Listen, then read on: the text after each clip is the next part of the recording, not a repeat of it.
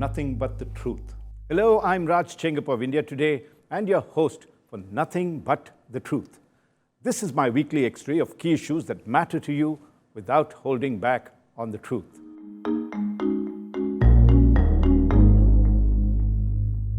US President Donald Trump has made it out as though he was the real hero of the 6th Indo-Pak war. First, Trump stole India's thunder by declaring that it was the US that helped bring the war to an end.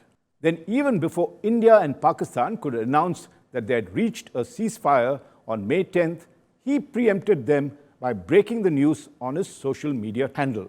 It was embarrassing for India because the Modi government had maintained that the US did not have a major role to play in bringing about the ceasefire, and that it was Pakistan who pleaded for a ceasefire after India rained what it called hellfire on them by bombing 8 of their key air bases on May 10th. Trump then stumped India when 2 days later, at a White House briefing, the US president claimed, and I'm quoting him, "We stopped a nuclear conflict.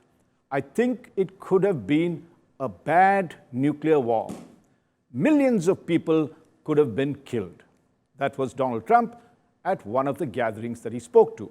Trump then stuck to that line even after Prime Minister Narendra Modi, in his address to the nation on May 12th, asserted that Operation Sindoor had proved that, and I'm quoting Prime Minister Modi, that India would not be deterred by nuclear blackmail by Pakistan.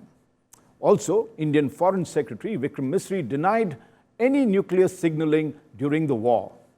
But Trump then contradicted both of them by mentioning at several speaking events after that the war between India and Pakistan would have gone nuclear had he not intervened.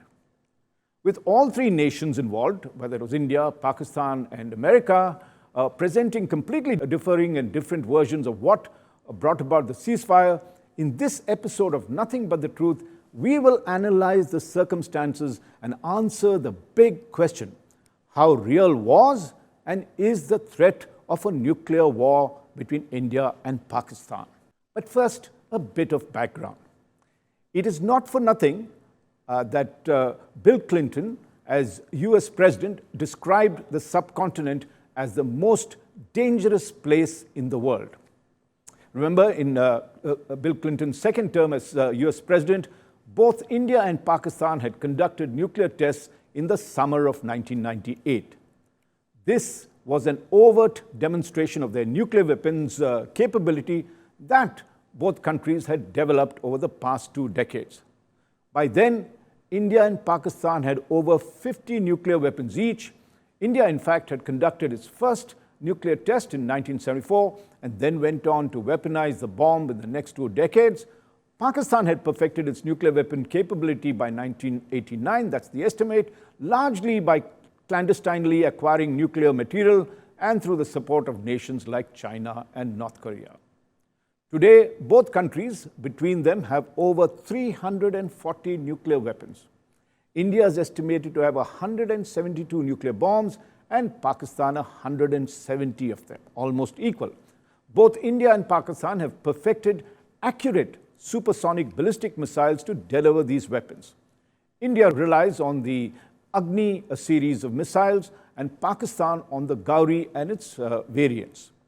Now, apart from Air Force jets, India has completed the triad of delivery systems for nuclear weapons by equipping 2 of its nuclear submarines with a sea variant of the strategic missiles. So India has a triad. It can deliver nuclear weapons by air, by missiles, as well as by sea or ship or submarine, whereas Pakistan is restricted only to having fighter jets as well as missiles deliver their nuclear weapons.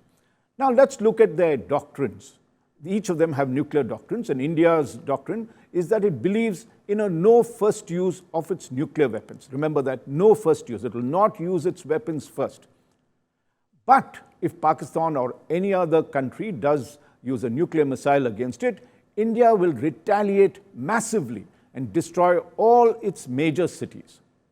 Pakistan, on the other hand, believes in using its nuclear weapons first under certain conditions, and this is if its territorial integrity is threatened or its economy is under collapse by a foreign country, or predicated by a foreign country's actions, or its army faces imminent defeat, and it even includes political instability caused by another country.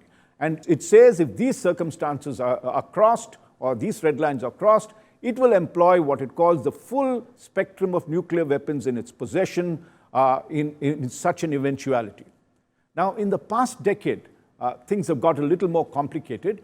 Pakistan has added what is called tactical nuclear weapons, and these missiles are suited for what is called battlefield scenarios to thwart an unexpected land invasion by India. So what happens is, if it suspects that India is either wanting to take POK, or Pakistan-occupied Kashmir, or does a land invasion closer to Lahore, it will then use tactical nuclear weapons to stop an advancing Indian army. And these tactical nuclear weapons will then try and immobilize this particular division or brigade or whatever it is that the Indian army may send across. But in doing so, bringing out its tactical weapons, it has introduced a hair-trigger complexity. That's because the command and control of tactical weapons have to be decentralized to what is called the brigade level for effective use during any crisis, and therefore the so-called nuclear button, which is normally handled by the Prime Minister of India, and in Pakistan also believed to be also handled by the Prime Minister of Pakistan, the order to give a nuclear strike, rests with both these authorities. But in Pakistan, it's largely the army, particularly the army chief, that determines whether they will use the strategic weapons or not. But in this particular case, because you've now brought it to battlefield, a relatively junior officer, when I say junior as compared to the Prime Minister, will then decide whether they would need to employ the weapons, because that is the need of the hour. When you have a tactical missile, it has to be at the battlefield level. So it becomes very head-trigger. If there is a serious situation between the two countries, sometimes this decision is no more with the Prime Minister, but is left to the commanding officer on the spot over there. That makes it dangerous. But if either side launches a nuclear weapon, like the 15-kiloton bomb that was dropped on Hiroshima by the US, either if this bomb falls on Mumbai, if Pakistan delivers it there, or India sends it to Karachi, which is, I'm just making comparative cities that's there, both are coastal cities, both are the capitals of commerce, the death toll, experts say, could exceed 1 million. Let me repeat that. 1 million people will die if a 15-kiloton bomb is dropped over either Mumbai or Karachi. And that's how serious it is. Let me explain what scientists say will happen when you detonate a nuclear bomb over a city. Normally, it's detonated at a height of about 500 meters, so that when it comes down, it has greater force on the city. And when a bomb explodes, it shines, apparently, brighter than 1,000 suns. So anyone just looking at it will go blind. Of course, you don't want to be there. And at the epicenter of the detonation, the temperature will be like the sun, over 1 million degrees. Think about it, 1 million degrees centigrade. And that intense heat will raise temperatures in a radius of over 2 to 3 kilometers to over 6,000 degrees centigrade.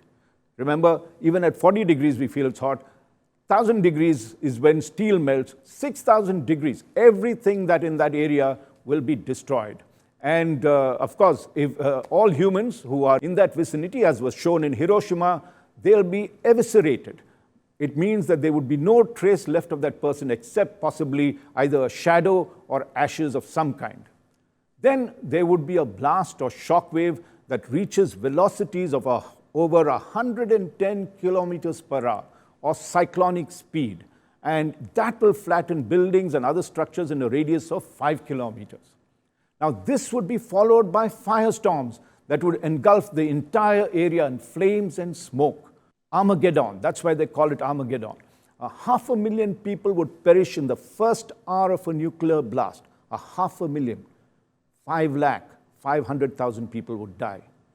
Simultaneously, there will be intense radiation, and depending on which way the wind is blowing, it can impact a distance of up to 25 kilometers away. All those impacted by radiation would suffer from serious health diseases, including cancer, and many of them would die within months of that detonation.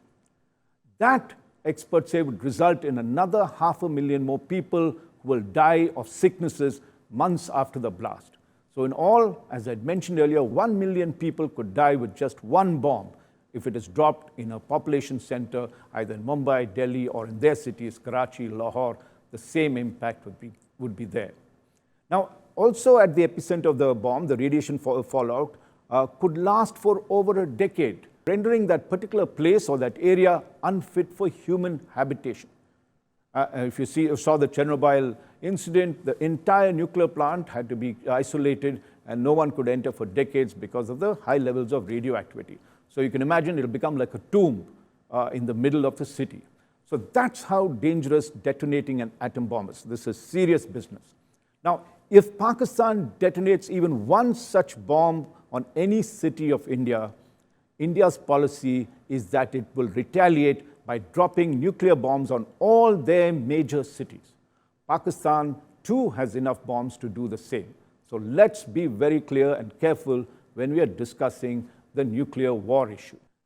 And therefore, the expectations were that the possession of such dangerous weapons would reduce the risk of a confrontation between India and Pakistan for what people fear is mutually assured destruction. MAD is the acronym for that. And that is what kept nations that had nuclear weapons committing themselves to a full all-out war because of the danger of this kind of conflagration. But both India and Pakistan have found themselves on the brink of a nuclear conflagration on 3 major occasions in the last 25 or 26 years. The first was in 1999, a year after their respective nuclear tests, when the two countries fought a bitter border war in the icy heights of Kargil under the shadow of a nuclear umbrella.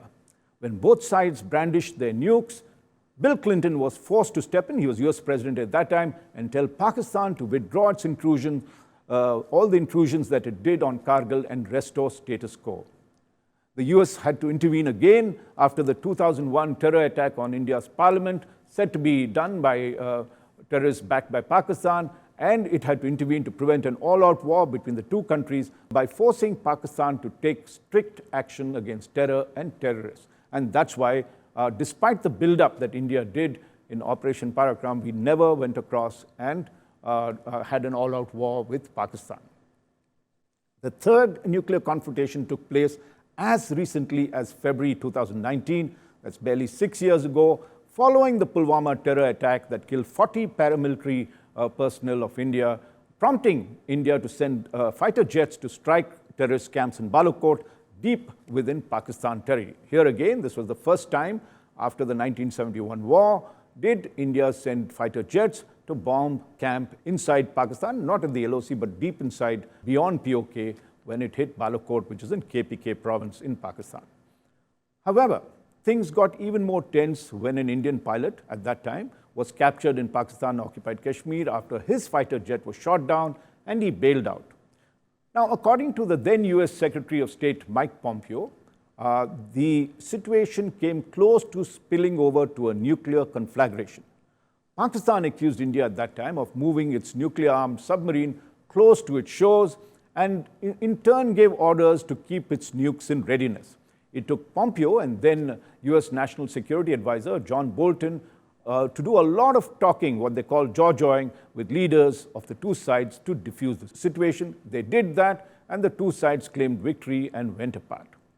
Now, despite the sixth war between India and Pakistan lasting just for 4 days compared to the 2-month-long 1999 Kargil War, Lisa Curtis, a director of the Indo-Pacific Security Program at the Center for a New American Security in Washington, D.C., told me that she thought it was the most serious Indo-Pak conflict since the 1971 Bangladesh War. And the reason she gave me was the scope and breadth of the territory involved in this particular war was vast compared to the limited border strikes in the 1999 Kargil War. And then she told me, I've been following India-Pakistan now for 30 years, and the sight of two nuclear-armed states barraging each other with missiles and drone strikes over a 4-day period, striking military installations deep inside each other's territory was both shocking and alarming. That's the word she used, shocking and alarming. Initially, America didn't treat the war with seriousness in the initial days, US Vice President J.D. Vance told Fox News on May 8th, one day after the war had started, that the conflict was none of America's business. But 12 hours later, when both sides began targeting their air bases and other military infrastructure, J.D. Vance rang up Prime Minister Narendra Modi on May 9th, expressing deep concern over the development. According to American media reports, Vance had conveyed to Modi on May 9th that there was a high probability of Pakistan dramatically escalating violence. That was the words he used, dramatically escalating violence. He then pressed the Indian Prime Minister for a potential off-ramp to get off. That's the American term that they use, because as the war escalates, you need an off-ramp like you see on the highways to get off and stop attacking either side. And this is what J.D. Vance requested Prime Minister Modi to get an off-ramp to stop the hostilities that would also be acceptable to the Pakistanis.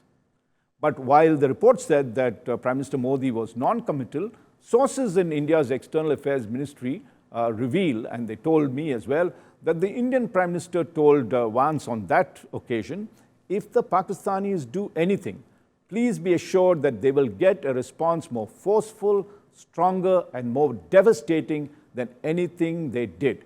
Pakistan needs to understand this. This is what Prime Minister Modi told J.D. Vance, the US Vice President, when he called on May 9th to warn him that Pakistan was going to up the ante.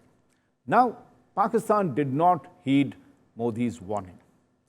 That evening, which is May 9th, around 8:30, its armed forces launched what they called Operation Bunyan Marsoos, which literally means a wall of lead. I'm not sure if I pronounced that correct, but it's a phrase that symbolizes unity, strength, and discipline.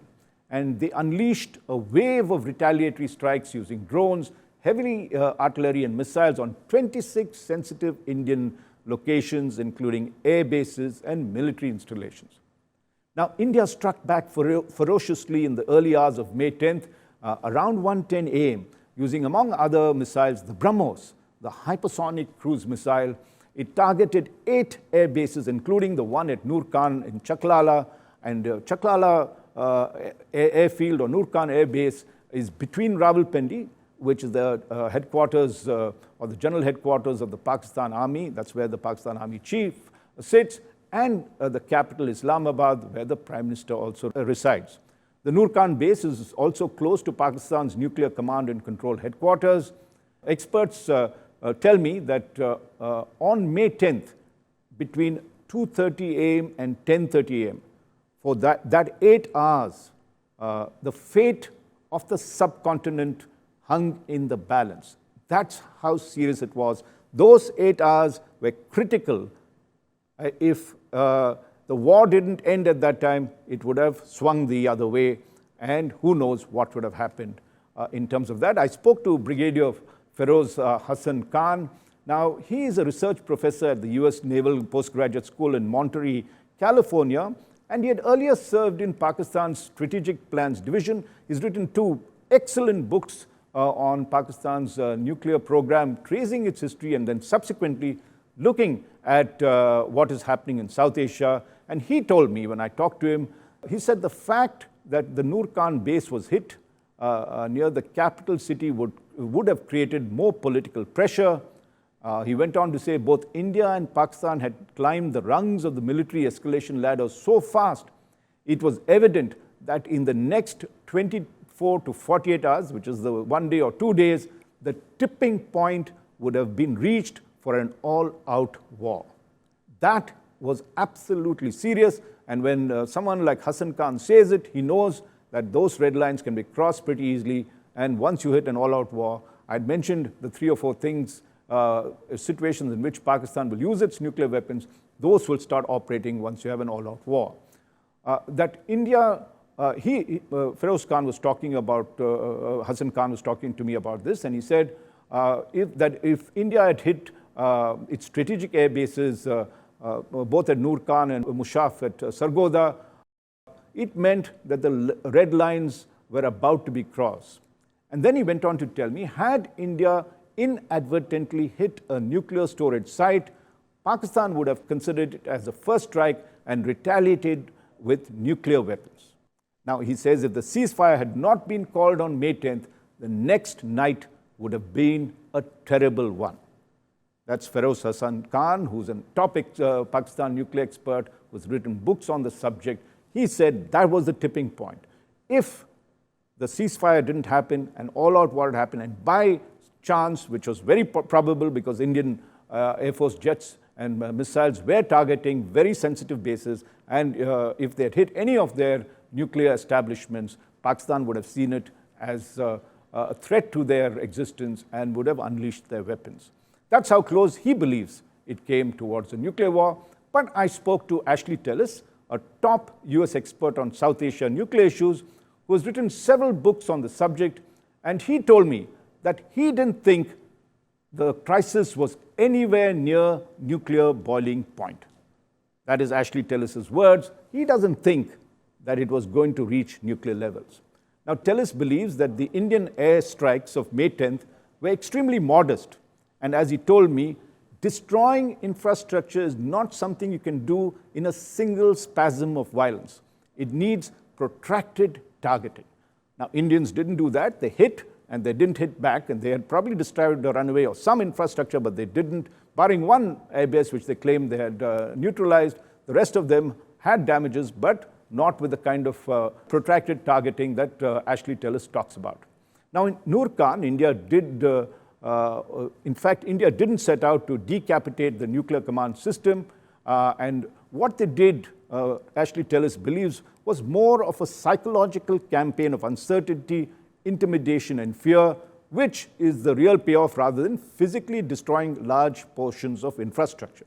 So what India did on May 10th, the early morning of May 10th, was to send a strong signal to Pakistan that we had the capability of striking all your air bases at will, and you could do nothing about it. They didn't really destroy many of these air bases, though they did damage several of them. Now, Tellis says that unless there is clear evidence of Pakistan moving to elevate its nuclear weapon readiness levels, he finds it hard to believe that the current crisis would have careened towards a nuclear war. So you have contrasting views of top experts, one who says that it was very close to the tipping point, and the other who says that he said it hadn't reached, and the only evidence he would say is, one, if Pakistan began to move its readiness levels in terms of their weapons, that he would think would constitute a serious threat. Of course, both of them said they had no information about what was happening, but they are postulating in terms of what they were seeing on television as well as what the briefings were going on. Now, the Ministry of External Affairs sources too, when I spoke to them, maintained that the crisis never acquired nuclear dimensions. They told me that Pakistan climbed down after the airstrikes on its bases, as it had realized that another 2 days of war would have forced it into a humiliating submission. They say it was Pakistan Army Chief Asim Munir who got in touch with Marco Rubio, the US Secretary of State, early that morning and requested him to get India to stand down. Soon after, Rubio called External Affairs Minister S. Jaishankar, who told him that if Pakistan wanted to cease hostilities, it needed to communicate via the hotline between their respective Director Generals of Military Operations, or DGMOs. Then after that, this was the conversation between Rubio and Jaishankar happened around 11 that morning. Remember, early morning is when India bombed those 8 air bases. Then by about 9 o'clock, Asim Munir calls Marco Rubio, and by about 10 o'clock, he's called Jaishankar, and Jaishankar then says, look, ask the DGMO of Pakistan to speak to our DGMO. India was not willing to work any other channel of communication. So their DGMO, Pakistan's DGMO, Major General Kashif Abdullah, calls his Indian counterpart, Lieutenant General Rajiv Ghai. First at 1 o'clock he wanted to speak, and because Ghai was held up in another meeting, at 3:35 p.m. they didn't meet, they called each other, and Pakistan said that they wanted a ceasefire, and India agreed, and it was mutually decided that it would come into force at 5 p.m. that day. Now, US immediately, as you saw, both Donald Trump as well as the US Secretary of State Marco Rubio put out statements just before the ceasefire became operative, preempting what India and Pakistan was to announce, and of course declared that they had a lot to do with bringing about the peace. But India denies America's intervention in bringing this about. Of course, the explanation that India gives flies against Trump's assertions that he had averted a potential nuclear conflict. Now, Rubio, too, who had several rounds of discussions with the key players, whether it was Jaishankar, General Munir, Shehbaz Sharif, the Pakistan Prime Minister, and India's National Secretary Ajit Doval, he said in a social media post, he thanked these leaders and says that both countries had not only agreed to an immediate ceasefire, but also, to quote him, to start talks on a broad set of issues at a neutral site. Now, that was the other stunning part, because India has never agreed in recent years to such a statement, because they've always believed that unless Pakistan stops terror, and then only there will be a dialogue. So in off-the-record briefings, the MEA said, and I was also part of that in some of those briefings, there was no such agreement to resume talks with Pakistan, as it would run contrary to India's stated policy of no talks unless Pakistan turns off the terror tap. I spoke to another top nuclear expert, Christopher Clary. He's assistant professor of political science at the University of at Albany, which is the State University of New York. And he's seen as an expert on South Asian nuclear issues. And he believes, he contradicts what the MEA says, he believes the truce came about through a combination of factors. This included the likelihood of US intelligence agencies observing a change in the readiness status of Pakistan's nuclear assets. That's very important. He believes, or his hypothesis is, such a decision would have come about because the US does monitor the area, and if it found a change in Pakistan's nuclear readiness status, the alarm bells go up.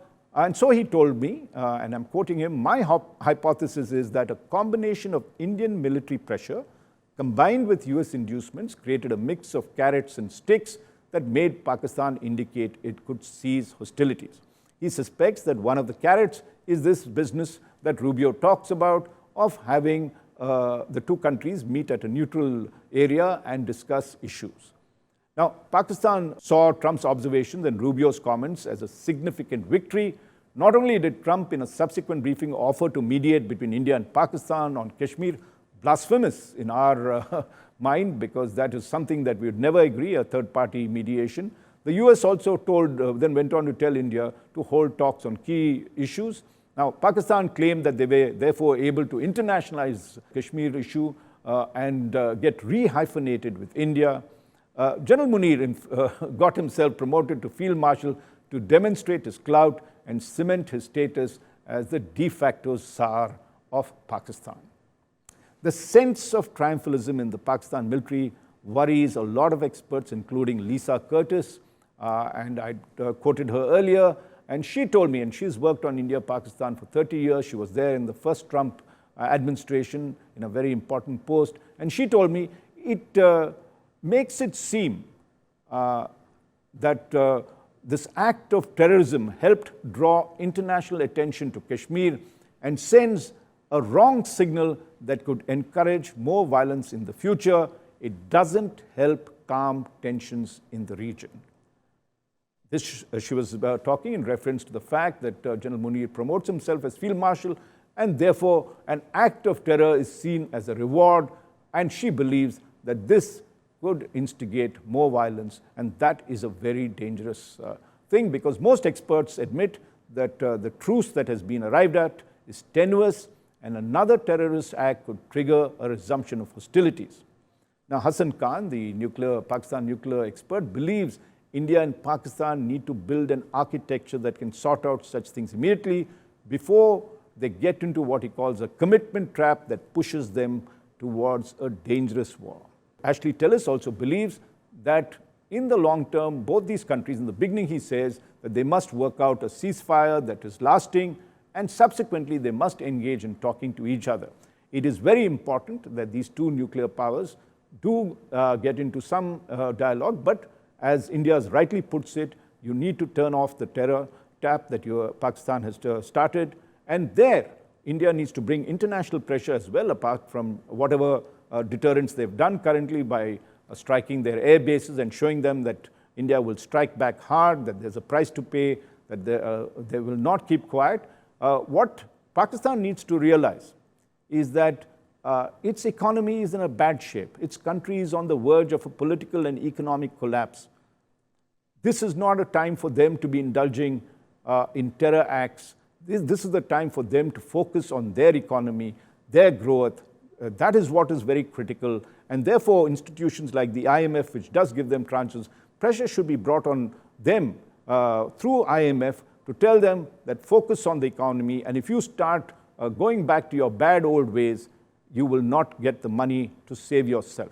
So Pakistan has to realize, as India has shown tremendous growth in the way it has handled its internal security, in the way it has handled the country, it is growing at a rapid rate and is moving into the top tables in terms of the economy. And India is focused on economic development, and that's what's bringing it prosperity. Pakistan needs to take that leaf off India's book and say that it needs to focus and get off this horse. Because let me say this, a nuclear war cannot be an option. In a nuclear war, there will be no winners. There will only be survivors. For more details, you can read my cover story on the subject in the latest issue of India Today. Thank you for being with me in this episode of Nothing But the Truth. I look forward to having you with me next week. Nothing but the truth.